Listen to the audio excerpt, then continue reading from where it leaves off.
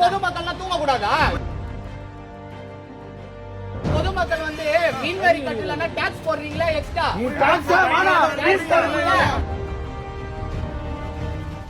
காட்டு ஆளை காட்டு ஆளை கூப்பிடு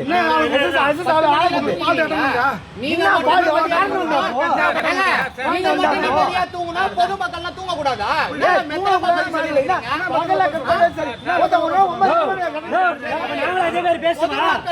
பொதுமக்கள் வந்து மீன்வரி கட்டலன்னா டாக்ஸ் போடுறீங்களா? எக்ஸ்ட்ரா அப்ப நீங்க மீன்வரி கொடுக்கணும்ல. என்ன கொடுக்குறீங்க?